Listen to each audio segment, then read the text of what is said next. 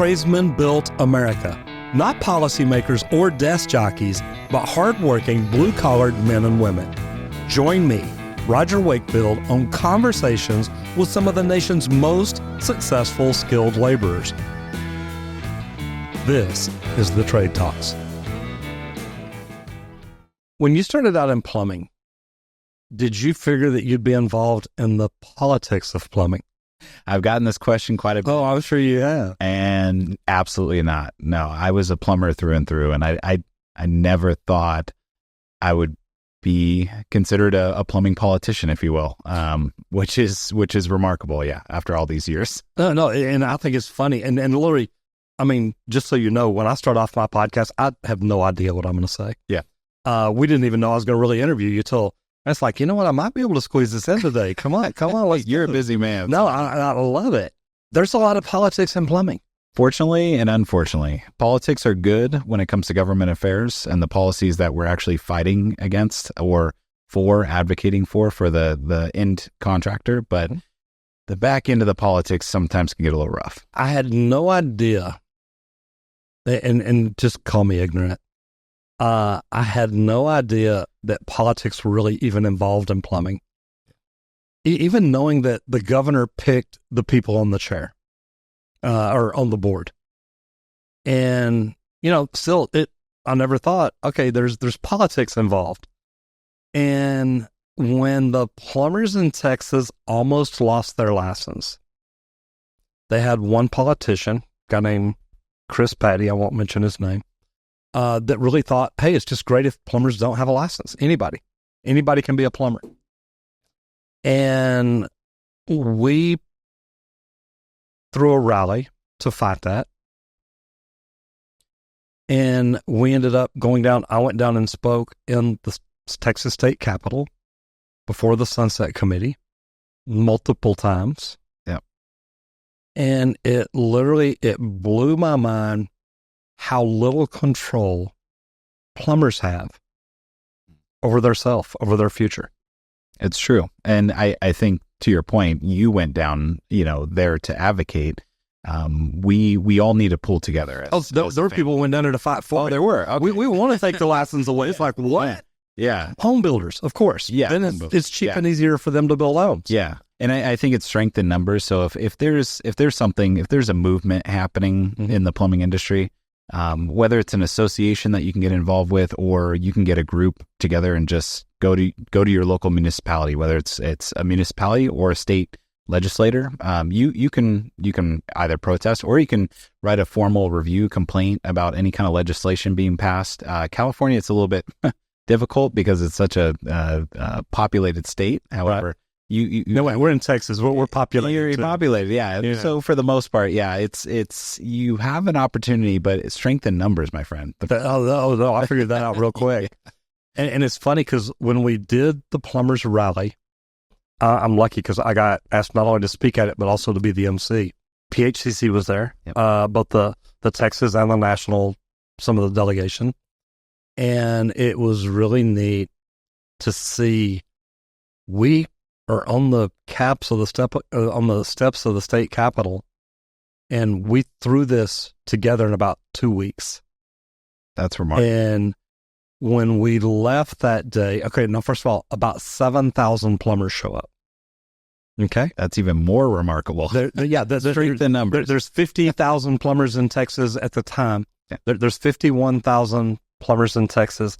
71,000 licenses, because like me, I have multiple licenses, multiple endorsements. So 51,000 plumbers, 71,000 licenses, and 7,000 show up at the state capitol. And not only was it an amazing rally, it was ran very well. Mary Conger did an amazing job of putting this whole thing together. 71K plumb strong. Yep. And one of the cool things about it is when we finished that day and left, the groundskeepers literally came up with like a half a bag of trash and said, y'all have got to be the cleanest people in the world. This is all we had from the entire event. Thousands of people like that. 7,000 people, and there was no trash at all. I mean, one little half trash bag. That goes to show you. I mean, we value property. We do, and we take pride in everything we do. Pride in everything we do. So let's go back, because the politics are great, and maybe we can get back into that a little bit. I'm sure we will. How'd you get into plumbing?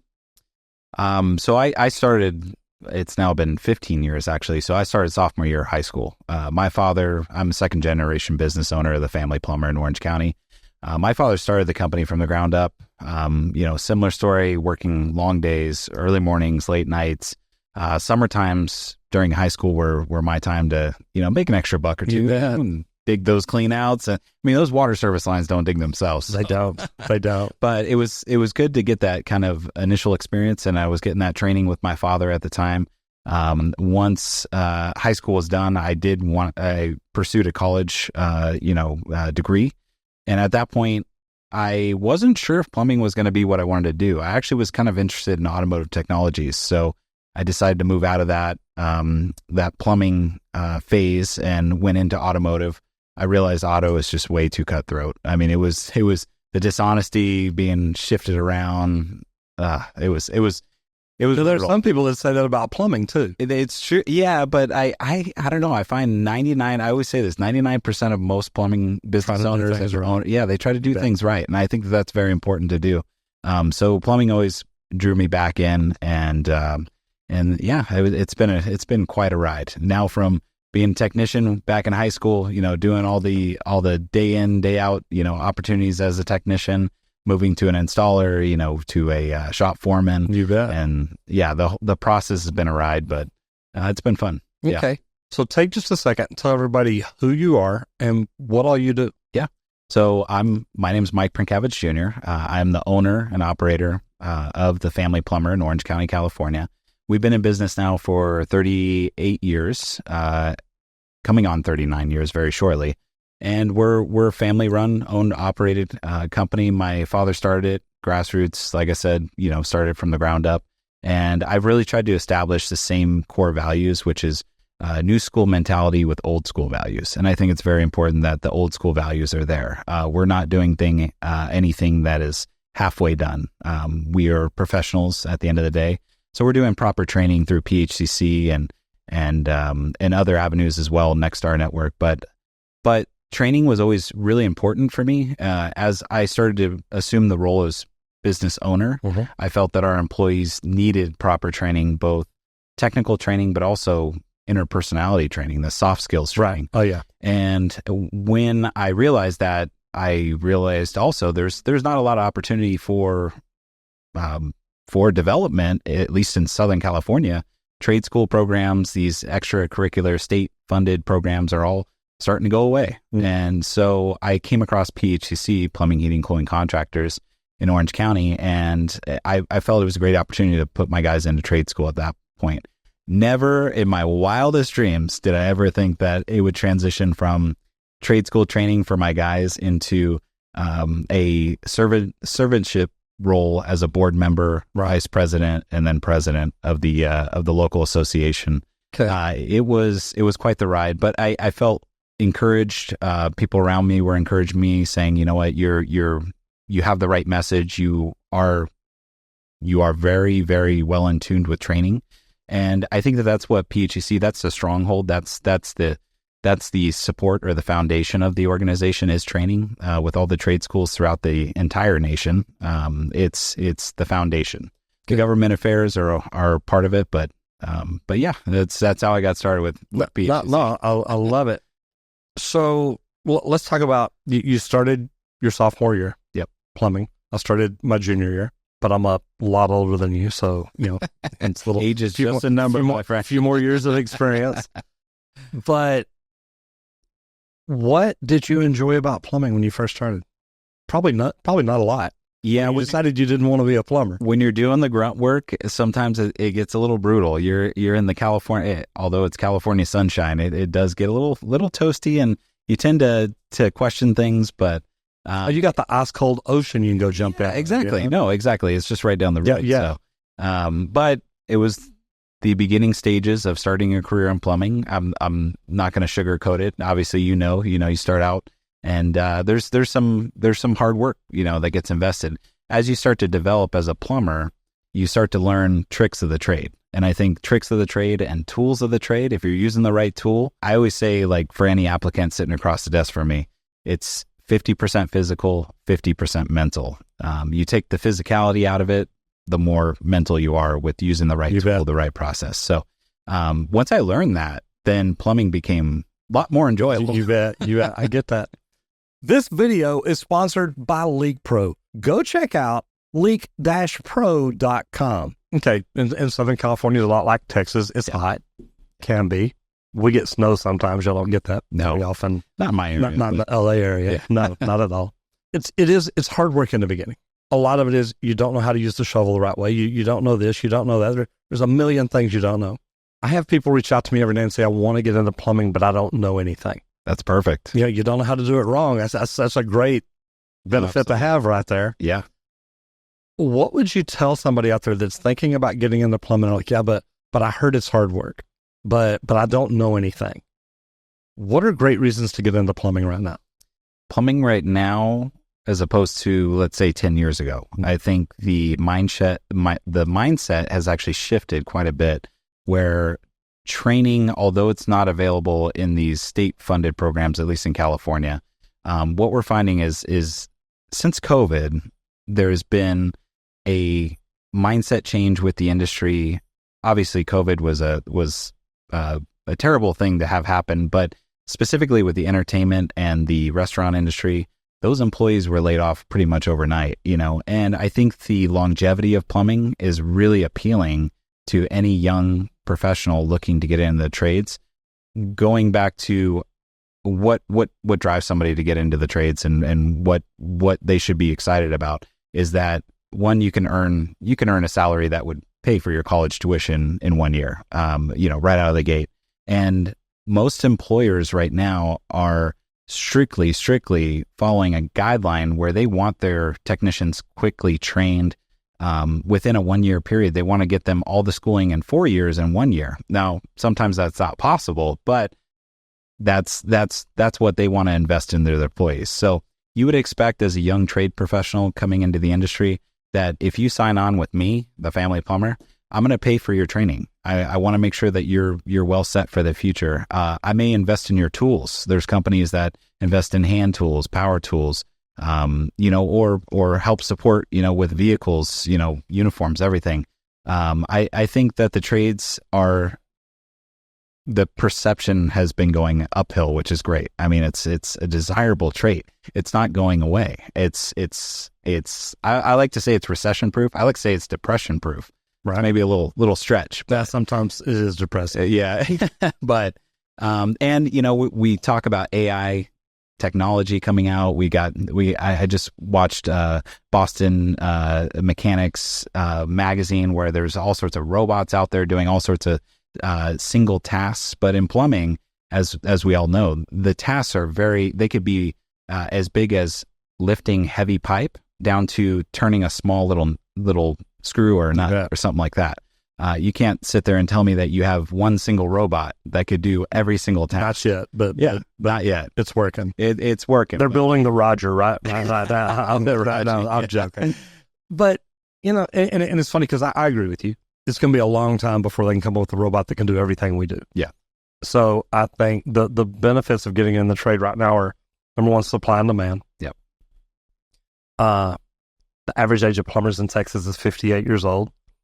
So 7 years from now, they're all ready to retire at 65. And that means your median age is now maxed out, and it's going to get crazy. You talked about training, that they want to train a plumber in a year. California is different than Texas. You have to have a license as the company owner. Correct. Or do you? Yeah. There's got to be a license. There has to be a license. Okay. Absolutely. Yeah, but it doesn't have to be the company owner, right? Not necessarily. No, you can sub a license, which I am completely against. No, and I agree with that. But I mean, if I'm a VC group and I've got millions of dollars, absolutely, I can hire a master plumber and say, we're going to use your license. Yes, you can do that. Okay. Yeah. And that's legal. It is. Okay. You decide when a plumber's ready to be called a plumber. Correct. That he does not have to have an individual license. No. And in California, the accredited schools are 4-year programs in order to get a journeyman's license. And the journeyman's license is the coup de grace, right? It's your driver's license to say, look, this gentleman or woman is completely proficient in the plumbing trades and can understand and can be a competent person on the job site. That's a lot to say about a plumber. I know. Yeah, it's like what defines competence? No, I get it. You bet. But yes, in California, it's a little bit different. In the license holder is responsible for the training and determines when that individual is considered a competent person. So it's much different than other states from what I hear. So there are plumbers in California that have never had a license. Correct. And don't need it. They're just like, hey, I'll just work the Family Plumber. They've got the license. I'm good. You could work for me today. You could go work for Roto-Rooter tomorrow. You could work for, Rooter Hero. Anybody you'd like. John Coyne's where I started talking and learning about all this. Yeah. Yeah. John's a good friend of mine as well. And he understands it. I mean, he's been through it in the industry for so many years, and it's an opportunity. I think it's good because we're allowing youthful trade professionals to come in and really get their hands dirty right away. But I think it opens up opportunity for non-professional individuals to kind of get a big head. They before the training's complete, they start making the money, and then at that point they're saying, you know what, I don't need the training. I'm just learning on the job site. Well, you don't learn code properly on a job site, and there's a lot of hearsay. You really need to be in a classroom setting and a overall work setting where you're physically working on the parts, on the putting things inside walls, understanding leak detection equipment, understanding this technology, and you gain a better knowledge in a classroom. I feel 100%. Yeah. And we can agree to disagree. I was an instructor in the union, so I see the benefits of it. Yeah. But also, I came up open shop. Yeah. I never had training. Yeah. Until I became a trainer. And it's like, okay, wow, this is different. Yeah. We teach plumbers in a classroom. Yeah. So I see both sides of it. And I think they complement each other. I don't want to say that the trade school is all that should happen, but right. They safely complement each other. If you're doing on the job training, you're gaining the non-book knowledge, the street knowledge, the street credit. Yeah. And when I say work smarter, not harder, that's part of it, is you're doing that on the job. No, and I do. I like that. Now, luckily, I've learned from a great plumber, and he taught me code book, taught me how to run small projects, how to do this. So I think that you can become a plumber without having to go through the in the classroom training and all that. But from being a former instructor, I also see the benefits of going through the classroom. Yeah. It makes it's easier to learn if you can make it make sense, where instead of out in the field where it's, well, why do we do this? Because I said to go put it in. Yeah. And I've seen plumbers with that answer. Yeah. You could bake a cake, but if you don't put any icing on it, it doesn't taste sweet. Yeah. So it complements each other. That's I like that. Great thing.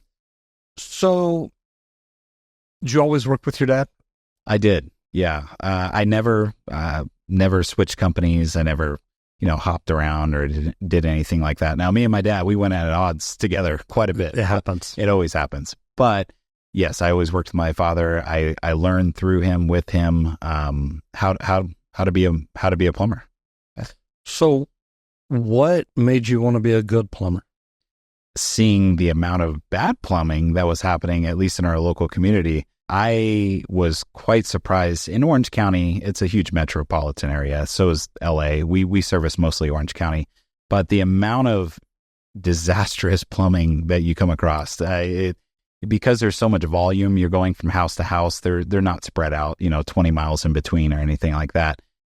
You could fit in probably maybe 5-6 service calls a day on average. So you're walking into these homes and you're seeing the amount of bad plumbing that is going into these homes, and you're just thinking to yourself, like, this could cause a fire. Oh yeah. This could kill somebody. I mean, water heater venting is like probably one of the biggest killers, if you don't vent carbon monoxide properly. Mm-hmm. So seeing that, it inspired me to say, you know what, we have a good reputation in the community, the Family Plumber, and as we grow this, that can't be put on the burner, on the side burner. Right. Professionalism training has to be crucial. So being a master plumber is that inspired me, was kind of seeing that roughness out in the community.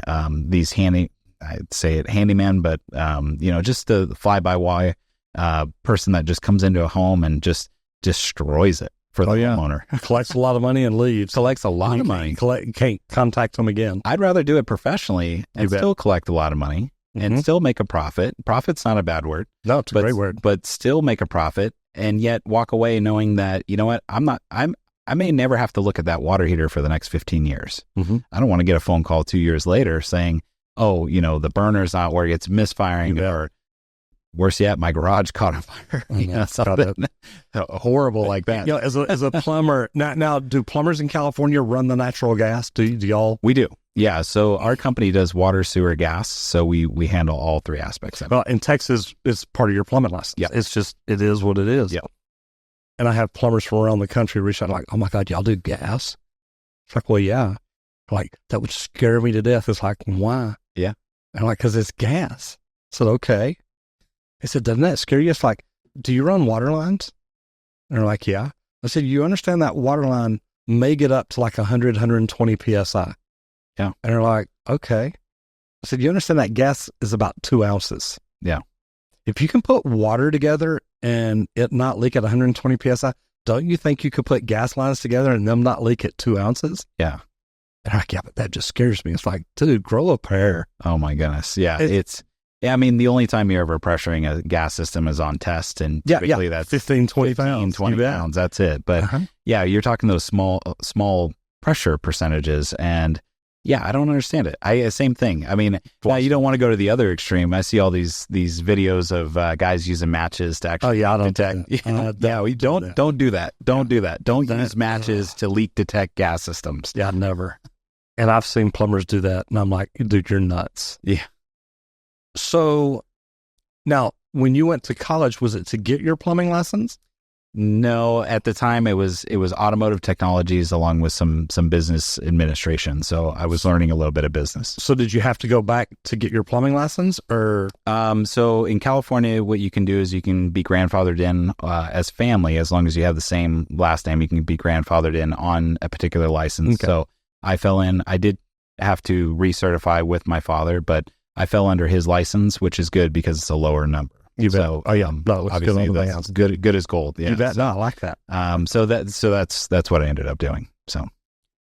So working with your dad. Boy, I know, because Randy works with me. Yeah, you have a son. Yeah. I know I have, and he started out digging ditches for me and all the fun stuff. How hard is it to work with your dad? Oh man. Well, it's easy now that he's retired. Yeah. Oh, yeah. Now he's an armchair quarterback. That's it. Sits back and tells you everything you're doing wrong, which is good. I call him the seagull, and he hates that term, but he flies in and he just poops on everything. There you go. But no, it was rough in the beginning, I'll be honest, especially as we were discussing the transfer of ownership. You have your heart and soul built into your company. You sold your company. Oh, no, and we've talked about this before, but when you get to that point in which you're selling, you start thinking about all those late nights, the early mornings, and you add that to the value of the company, the total cost in dollar figures. And obviously, there's a lot of fluff with that. And I think the biggest thing that we fought over was that what they call blue sky value. But what was that blue sky value to start the company? What in a dollar form, how much were you worth those years that you were there early in the morning, late at night? Right. So we were at kind of odds and ends because I think there was more of, no pun intended, there was a pipe dream there. Mm-hmm. That was, there was a number figure that was tossed out there and we had to go to the drawing board back and forth. So we fought over pricing of the company. And then the next thing we fought over was direction of the company. My father was able to grow the company to a few trucks before I took over. If you're enjoying the Trade Talks, hit that subscribe or follow button, which helps us produce this awesome blue-collar content absolutely free. And now, back to the episode. He'll always say, I'm a plumber at the end of the day. I'm not really a business guy. Nor am I a huge business guy, but I've developed skills to help grow our company through coaching and other things. But I think the closed-mindedness on the growth was something we always fought over. A great example is handwritten invoices. We were still on handwritten invoices when I took over the company. So transferring from handwritten invoices to a service system, like Service Titan or, House Call Pro, something that we were researching at the time, saying, you know what, this would be great. We no more paper, no more carbon copies, nothing like this. We fought over that. We fought over marketing strategies, how we promote the company, rebranding. Our company logo actually went through a rebranding, and the worst part of it was my father was the main figure on the logo. So he was up front center. He had a full head of hair at that time. No offense, but he was the front and center of our logo, and the community loved the logo. But I said, you know what? For us to move forward, we need something that doesn't distinguish him specifically. It needs to just represent the company as a whole. So we rebranded our logo, but that was a back and forth dilemma as well, just doing the rebranding. What was great about certain aspects of all of this is that there's strength in numbers. So I would go to the company employees and I would ask them their opinion, so that it wasn't just me talking to my dad. Right. I said, you know what, look, here's your employees talking about the same exact issues, handwritten invoices. I'm losing them. I'm leaving them on the dash, everything like that. So I was bringing those issues to the employees and kind of saying, look, listen to the pulse of your company. And I think at that point, things started to shift a little bit. It wasn't just me directly saying, oh, Dad, you need to be doing this and you need to be doing that. There is that level of family that it's like, well, son, you can't be talking to me like that. Mm-hmm. So it was great to bring in more people to kind of slowly convince them that, here's the pathway and here's what's going to benefit not only you as the owner or past owner, but it's going to benefit us as employees. And we really want to see our lives, get better. So how many trucks did the company have when you took over? We had 3. And what are you up to now? We have 22. Okay. So it's grown a little bit. A little bit. Marketing's working a little bit. Marketing's working. Community involvement is working. It's huge. You bet. Huge. If you're a plumbing business and you haven't gone to a chamber of commerce meeting, you're missing out. That's probably one of the biggest things. I talk about that a lot. Yeah. So, yeah. What was your growth plan? What did you think you needed to fix first to help things grow? Well, the first thing was our vehicles. Well, I'll say the program in which we were going to be scheduling was the first thing. The second thing would be the vehicles. The vehicles were very important because we were running these old Isuzu, the Hackney boxes, the MPRs, and they're gas guzzlers. 2, the license on the DOT is extremely hard to keep those registered. Especially in California, you're paying an exuberant amount of registration fees, as smog control, everything. Y'all got it all. Yeah, we got it all. So it was that combined with the fuel economy of those vehicles is you're getting 2 miles to the gallon. So I knew we needed to shift out of those vehicles, move into some newer ones. So that was first priority number 1. I went through. I cycled at least the 3 that we had. We were selling them off slowly and just replacing them with the new Dodge ProMasters. Since then, we have Transits and Connects and things like that. But I thought that was very important because, one, to bring the cost down as far as your fixed operating costs was important. However, you can cut back, whether it's your rent, whether it's fuel. In my case, registration dues, maintenance. Anytime I took one of those big trucks in, it guaranteed $2,000 every single visit. Whether the brakes started squeaking, the Isuzu box trucks. It's $2,000 here, $2,000 there. By the time you're done with it, you're looking at your P&L statement saying, whoa, we could have bought 3 new trucks. I could have bought 3 new trucks. So that was kind of a no-brainer for me. That was the first priority. Yeah. What all did you learn that's helped you maintain and keep growing? I've learned to network. Networking's huge. Networking is huge. If you are not networking in this industry, you're not working. Yeah. And so I think that was huge, connecting with people that could either help my business or, to be honest, at some point in time, I know I'll be at the size where this individual that I just spoke to could help me in some form or fashion. I think that you don't network for the moment, you network for the future. And I think that it's very important to keep that in place. Yeah. But networking was one of those huge things that was. And it's one most, I remember when my ex kept telling me, you need to get out and network. And I'm watching her network. I'm like, it doesn't work for you. She's like, what I do isn't something somebody needs every day. I said, okay. I said, plumbers don't network. And she's like, you're right. There's none here. So it's going to be easy for you to come in and do. And I remember we went to a happy hour network. She finally talked me into it. We went to a happy hour networking event. And when we got there, I said, okay, you go your way. I'm going mine. I'm going to see how this works. I'm just going to get involved. A couple hours later, she comes up to me. She's like, every time I look up, you've got a crowd around you and you're waving your hands and you're talking and everybody's laughing. I said, well, what were y'all talking about? I said, well, talk about plumbing. She said, what? I said, well, people come up and they're like, they see my shirt and they're like, oh my God, you're a plumber. It's like, no, really, I'm a drug dealer. I just wear this shirt so it confuses the cops. That's your opening line? That was my opening line. So they started laughing. I love it. And then we'd start talking plumbing. But it's funny because I could come back and see them at another event 6 months later. Be like, you're the drug dealer. It's like, no, I'm the plumber. So it was really funny. But this video is sponsored by Leak Pro. Go check out leak-pro.com. That night, and I think it was on Wednesday or something like that, the next week we had 3 phone calls from that one night. Oh. And I'm like, okay, something about this works. I got really involved in networking. We became partners in a networking business. Wow. And it was literally like, wow, why don't more plumbers, HVAC techs, roofers, electricians, why don't I see these guys in every freaking networking event I walk in? And it blew my mind. Yeah. No, it's so important. I mean, yeah, plumbers to plumbers or plumbers to community. I just recently took a position as board of director for the youth center of LA County and Orange County. And just being involved in that organization has driven me closer to the community. So I'm networking with the community, building the book of business. But networking with plumbers, there's organizations out there, PHCC being one of them, but there's quite a few out there where you can find people together in one spot. But honestly, if you're big enough or small enough, it doesn't really matter the size. If you're going into a parts warehouse, most of the time you're going to see a bunch of business owners. Oh yeah, business owners.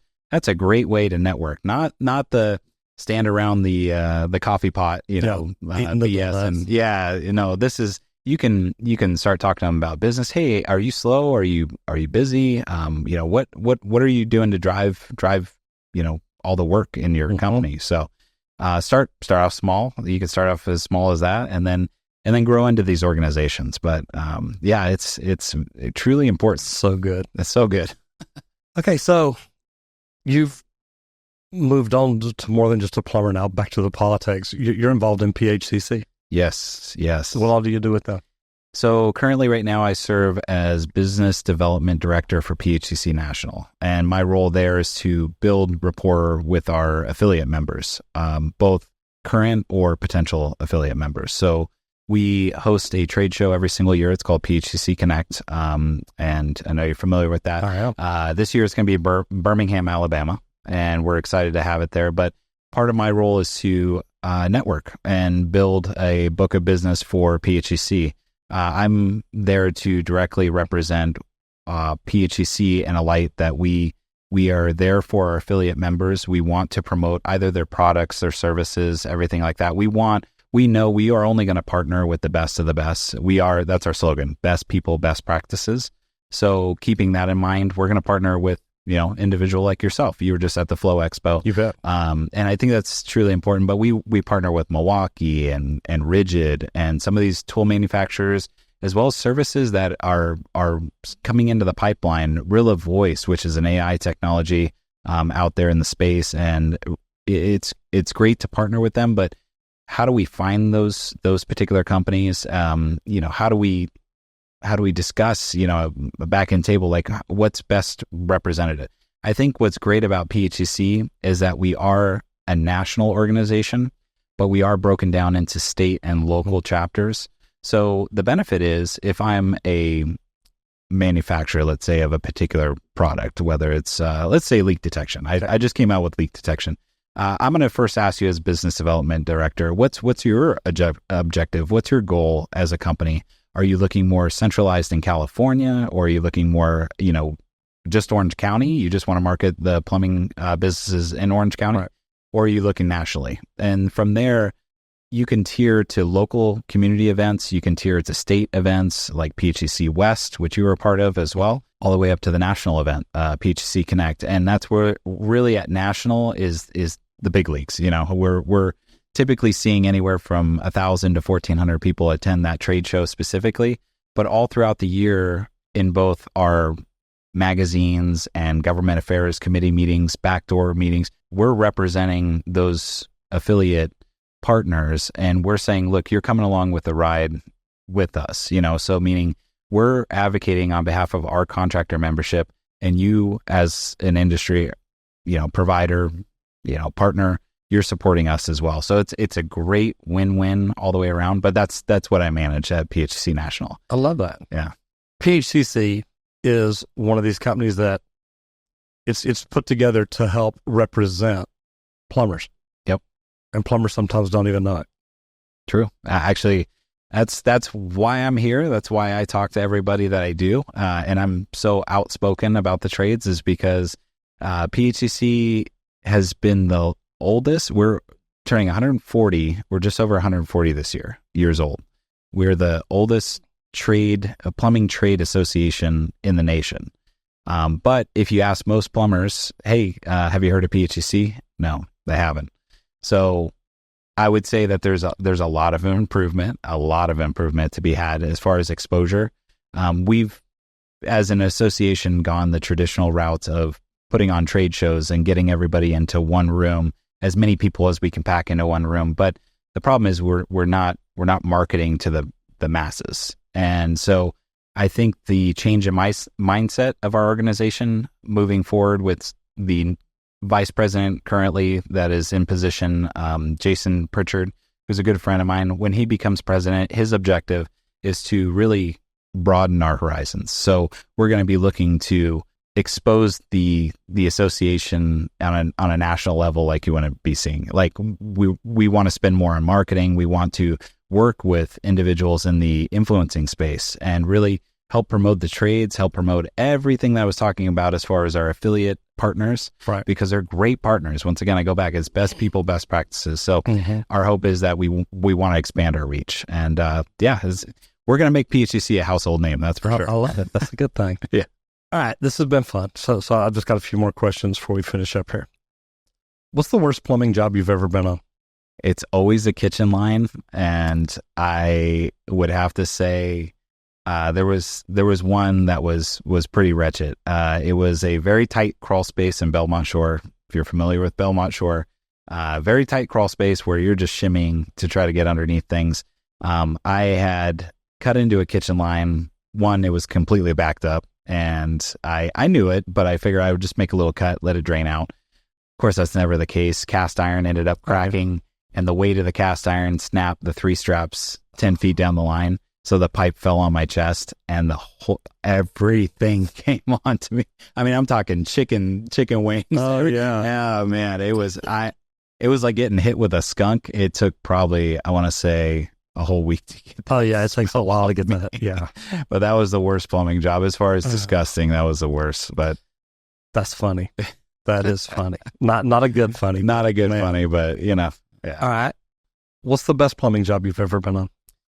The best ones are honestly the bigger projects. So I can't say there's one in particular, but the projects I like to see happen are the remodels. Like remodels, even new construction. We don't do a lot of it, but remodels are you're taking what a client has gotten used to, whether they lived in the house for many, many years. You're taking that and you're making it anew. And I think what's great about that is you're spending time. You're laying out options. You're doing everything to say, you know what, we're going to put this project on track.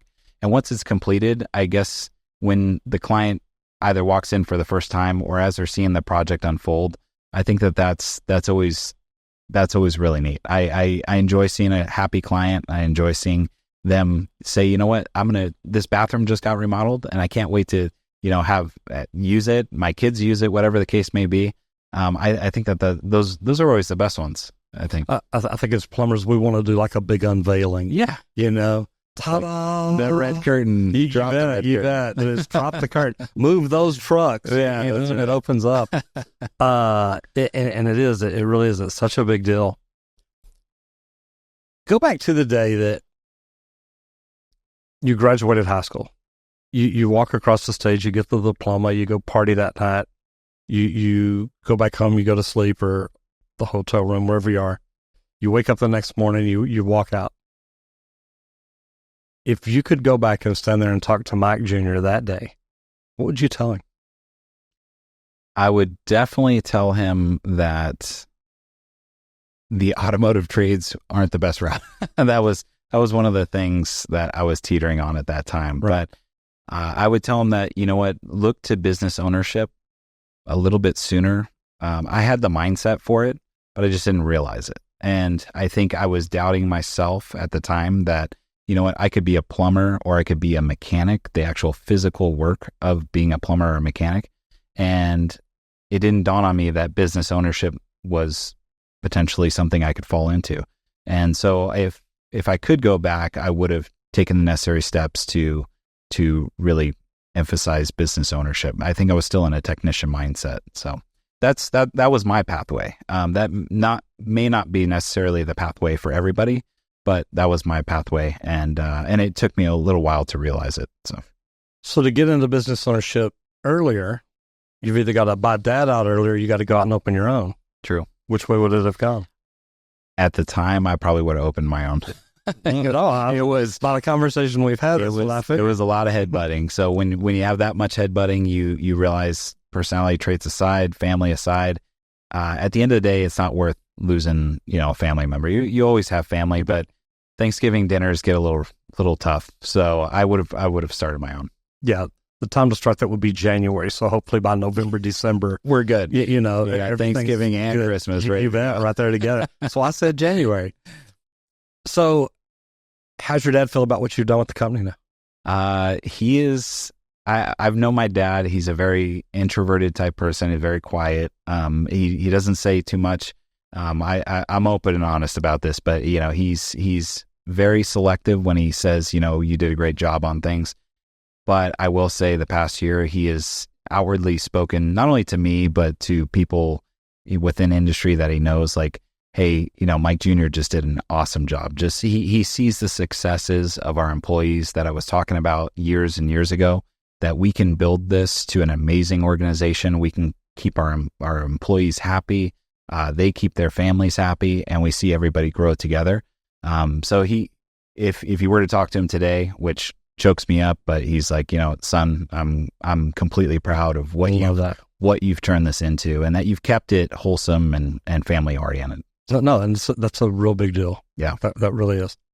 So if people wanted to get in touch with you, how can they find you, either for the Family Plumber or for PHCC? Yeah, so the Family Plumber in Orange County, feel free to swing by. We have a couple of people actually in our shop once in a while. We're in Los Alamitos, California, which is relatively close to Huntington Beach and Long Beach in California. You can go on our website, thefamilyplumber.com, for the Family Plumber. When it comes to PHCC, it's phccweb.org. That's our main national website. For PHCC Orange County, it's just straight phcc.com, which is great. But check us out, PHCC, Plumbing-Heating-Cooling-Contractors. If you Google search us, you'll see a bunch of training videos, links to things. It's a great association. We're moving forward in a very positive light, and I think we're having youthful leaders like myself come in.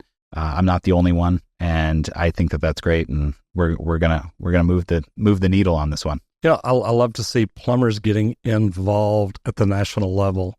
I remember I talked to one of the past presidents, and we were talking about a sponsorship deal, or how we work together, how I tell people about PHCC, and we're talking, and it's like, well, how many people in here in PHCC in corporate or plumbers or former plumbers? And it's like, nobody. Yeah. Like that. And how do y'all know what's best for plumbers? How do you know what plumbers want? And man, it's a great conversation. Yeah. So I love the fact that there's real plumbers, HVAC, who cares? And I'm joking, people, I'm joking. I'm a certified HVAC tech too. But I love to see that tradespeople are getting involved and saying, no, that's not what plumbers want. Here's what they want. Here's what they need. We can't put up roadblocks anymore. So the old school mindset sometimes isn't the best when it's like, I know more than you. You're never going to get to where I'm at. Right. Like, we need to be open, as my father learned, we need to be open to new ideas, new perspectives.